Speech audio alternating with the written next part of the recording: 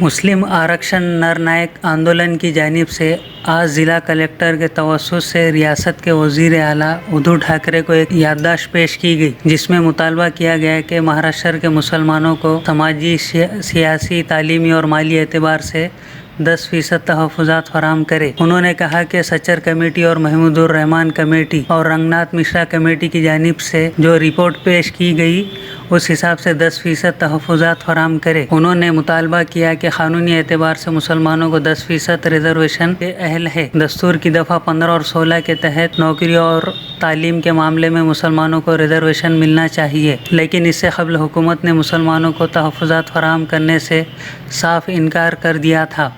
मजलिस के ज़िला सदर मिर्ज़ा अमजद बेग की हिदायत पर ज़िला कलेक्टर को मिलने गए वफ़द में मिर्ज़ा नवाब बेग, शेख अब्दुल्ला, रब्बानी भाई, बशीर लाला व दीगर मौजूद थे।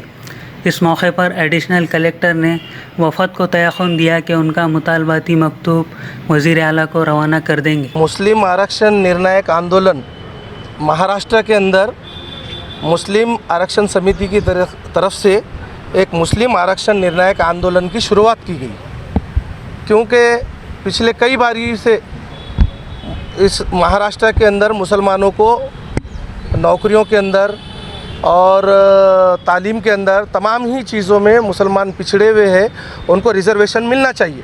क्योंकि हुकूमत हिंद ने और महाराष्ट्र ने कई तरीके की कमेटियां गठित की थी कि मुसलमानों के हालात मालूम करने के लिए, जिस तरीके से सिच्चर कमीशन रिपोर्ट, जिस तरीके से महमूदुर रहमान कमेटी, कंडू कमेटी, इस तरीके की कई कमेटी जो रिटायर्ड जजों के ऊपर मुश्तमिल थी वो गठित की गई थी।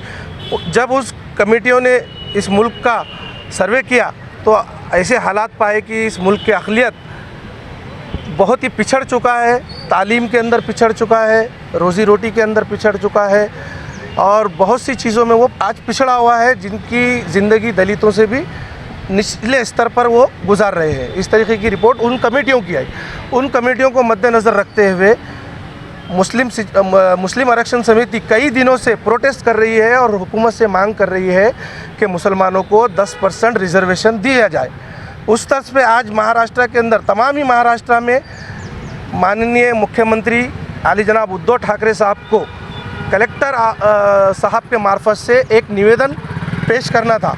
उस निवेदन को देने के लिए आज यहाँ के कुछ जाने माने लोग जो समाजी कार्यकर्ता है, जो समाज के लिए हमेशा पेश रहते हैं, उन पर मुश्तमिल एक वफ़द आकर आली जनाब कलेक्टर साहब को, अपर ज़िला अधिकारी साहब को एक निवेदन देते हुए इस बात की मांग की गई है कि जल्द से जल्द वो महाराष्ट्र के अंदर अक़लियतों को, बिलखुसूस मुसलमानों को 10% रिजर्वेशन दे। इस तरीके की मांग की गई। इससे क़ब्ल सेकुलर गवर्नमेंट ने मुसलमानों से वादा किया था कि हम रिजर्वेशन देंगे, अपने मैनिफेस्टो में कहा था।